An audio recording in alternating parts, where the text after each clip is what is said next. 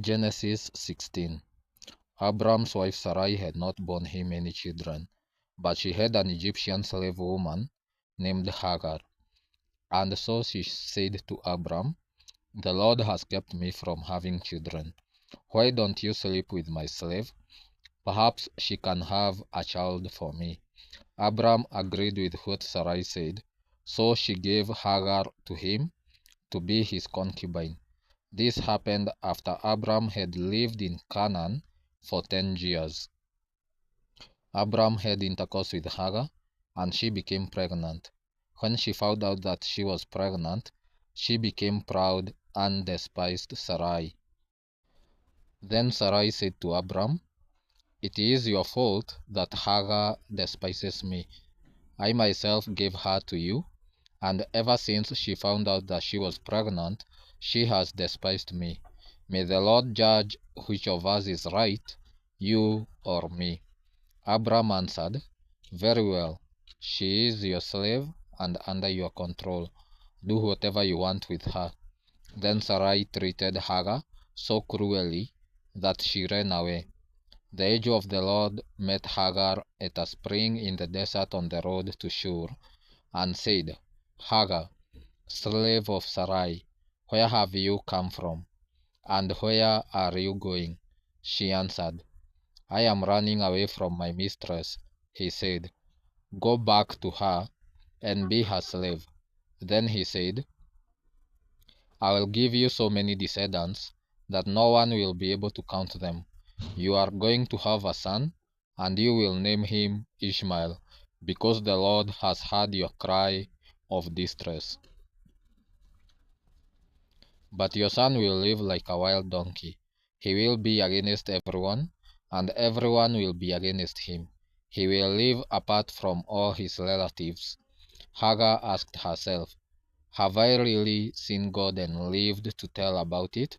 So she called the Lord who had spoken to her a God who sees.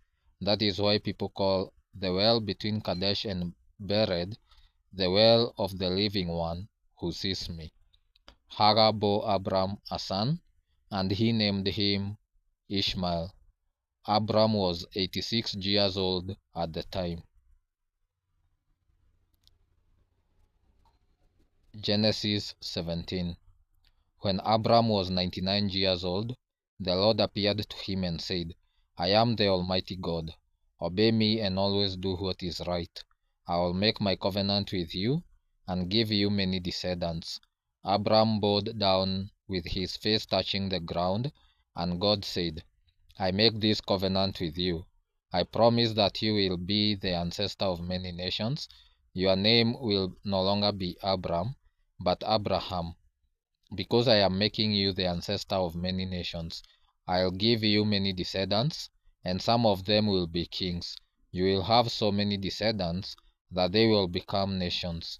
I will keep my promise to you and to your descendants in future generations,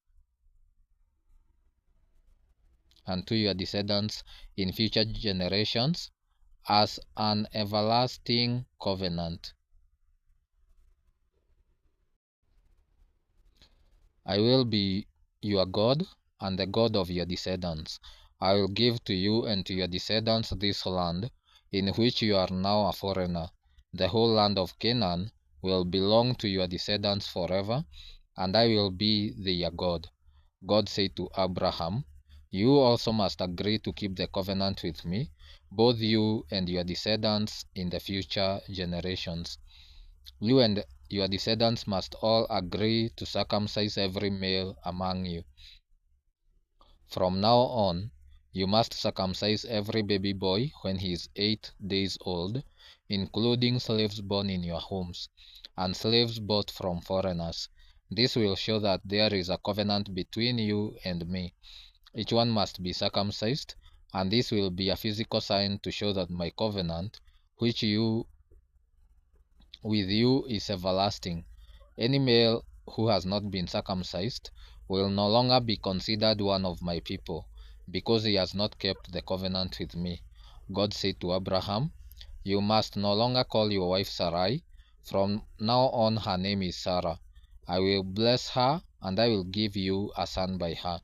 I will bless her, and she will become the mother of nations, and there will be kings among her descendants.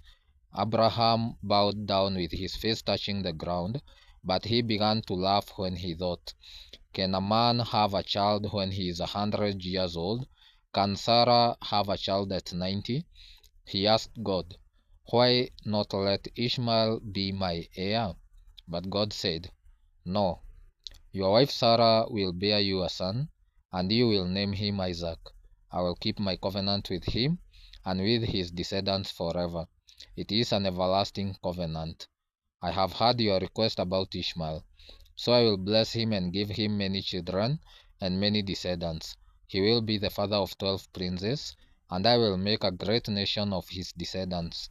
But I will keep my covenant with your son Isaac, who will be born to Sarah about this time next year. When God finished speaking to Abraham, he left him. On that same day, Abraham obeyed God and circumcised his son Ishmael and all the other males in his household, including the slaves born in his home and those he had bought. Abraham was 99 years old when he was circumcised, and his son Ishmael was 13.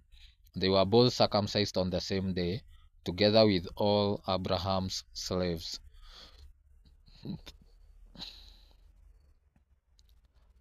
Genesis 18.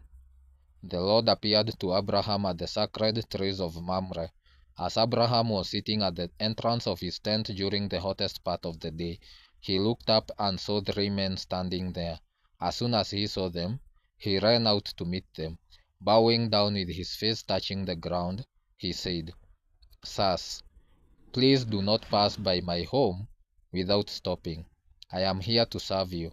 Let me bring some water for you to wash your feet. You can rest here beneath this tree. I will also bring a bit of food.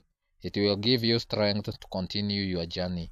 You have honored me by coming to my home, so let me serve you. They replied, Thank you, we accept. Abraham hurried into the tent and said to Sarah, Quick, take a sack of your best flour and bake some bread. Then he ran to the herd and picked out a calf that was tender and fat, and gave it to a servant, who hurried to get it ready. He took some cream, some milk, and the meat, and set the food before the men. There under the tree he served them himself, and they ate. Then they asked him, Where is your wife Sarah? She is there in the tent, he answered. One of them said, 9 months from now, I will come back, and your wife Sarah will have a son. Sarah was behind him, at the door of the tent, listening. Abraham and Sarah were very old, and Sarah had stopped having her monthly periods. So Sarah laughed to herself and said, Now that I am old and worn out, can I still enjoy sex? And besides, my husband is old too. Then the Lord asked Abraham, Why did Sarah laugh and say, Can I really have a child when I am so old? Is anything too hard for the Lord? As I said, 9 months from now, I will return, and Sarah will have a son. Because Sarah was afraid, she denied it. I didn't laugh, she said. Yes, you did, he replied. You laughed. Then the men left and went to a place where they could look down at Sodom, and Abraham went with them to send them on their way. And the Lord said to himself, I will not hide from Abraham what I am going to do. His descendants will become a great and mighty nation, and through him I will bless all the nations. I have chosen him in order that he may command his sons and his descendants to obey me, and to do what is right and just. If they do, I will do everything for him that I have promised. Then the Lord said to Abraham, There are terrible accusations against Sodom and Gomorrah, and their sin is very great. I must go down to find out whether or not the accusations which I have heard are true. Then the two men left and went on towards Sodom, but the Lord remained with Abraham. Abraham approached the Lord and asked, Are you really going to destroy the innocent with the guilty? If there are 50 innocent people in the city, will you destroy the whole city? Won't you spare it in order to save the 50? Surely you won't kill the innocent with the guilty. That's impossible. You can't do that. If you did, the innocent would be punished along with the guilty. That is impossible. The judge of all earth has to act justly. The Lord answered, If I find 50 innocent people in Sodom, I will spare the whole city for their sake. Abraham spoke again, Please forgive my boldness in continuing to speak to you, Lord. I am only a man and have no right to say anything, but perhaps there will be only 45 innocent people instead of 50. Will you destroy the whole city because there are 5 too few? The Lord answered, I will not destroy the city if I find 45 innocent people. Abraham spoke again, Perhaps there will be only 40. He replied, I will not destroy it if there are 40. Abraham said, Please do not be angry, Lord, but I must speak again. What if there are only 30? He said, I will not do it if I find 30. Abraham said, Please forgive my boldness in continuing to speak to you, Lord. Suppose there are found Suppose there that only 20 are found, he said, I will not destroy the city if I find 20. Abraham said, Please don't be angry, Lord, and I will speak just once more. What if only 10 are found? He said, I will not destroy it if there are 10. After he had finished speaking with Abraham, the Lord went away, and Abraham returned home. Genesis 19. When the two angels came to Sodom that evening, Lot was sitting at the city gate. As soon as he saw them, he got up and went to meet them. He bowed down before them and said, Sirs, I am here to serve you. Please come to my house. You can wash your feet and stay the night. In the morning you can get up early and go on your way.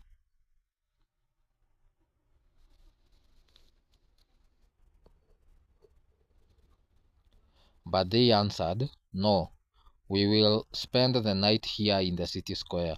He kept on urging them, and finally they went with him into his house. Lot ordered his servants to bake some bread and prepare a fine meal for the guests. When it was ready, they ate it.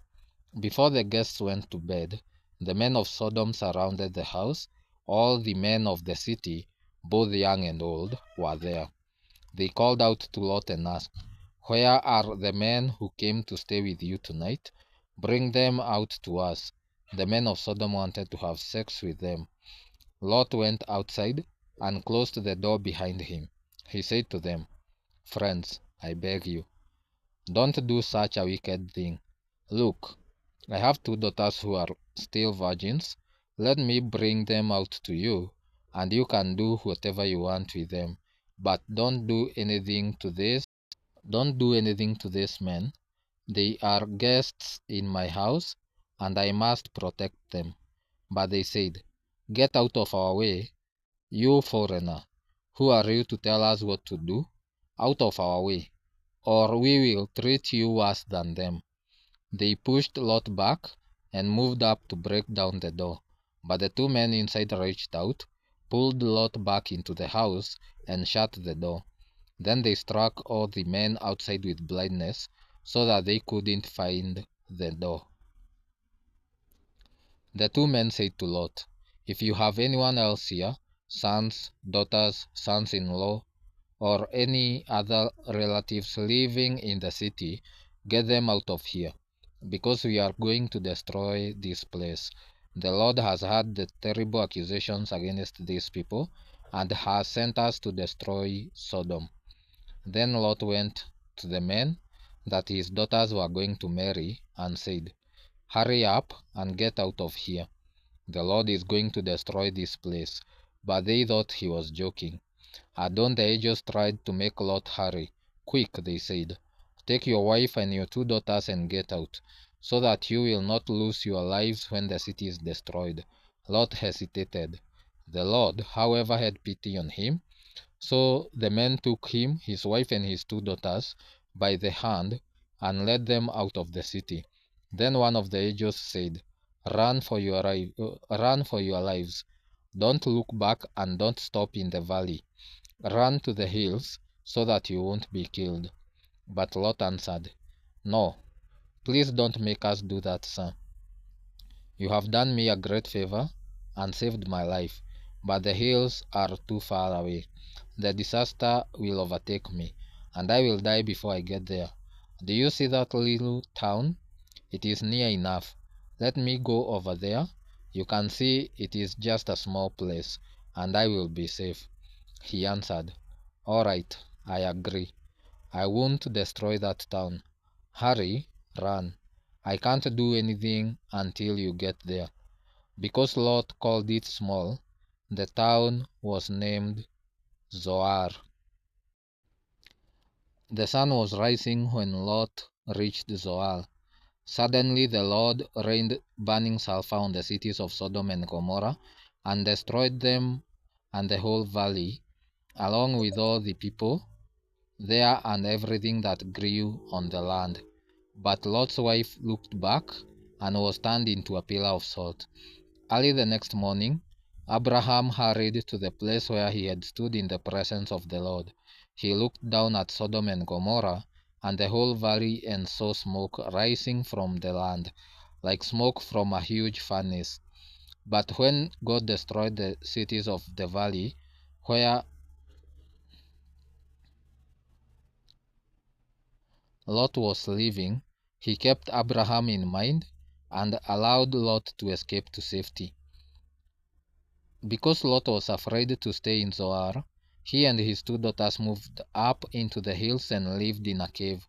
The elder daughter said to her sister, "Our father is getting old, and there are no men in the whole world to marry us so that we can have children. Come on, let's make our father drunk so that we can sleep with him and have children by him." That night they gave him wine to drink, and the elder daughter had intercourse with him. But he was so drunk that he didn't know it. The next day the elder daughter said to her sister, "I slept with him last night. Now let's make him drink again tonight, and you sleep with him. Then each of us will have a child by our father." So that night they made him drunk, and the younger daughter had intercourse with him. Again he was so drunk that he didn't know it. In this way both of Lot's daughters became pregnant by their own father. The elder daughter had a son, whom she named Moab. He was the ancestor of the present-day Moabites. The younger daughter also had a son, whom she named Benami. He was the ancestor of the present-day Ammonites. Genesis 20. Abraham moved from Mamre to the southern part of Canaan and lived between Kadesh and Shur. Later, while he was living in Gerar,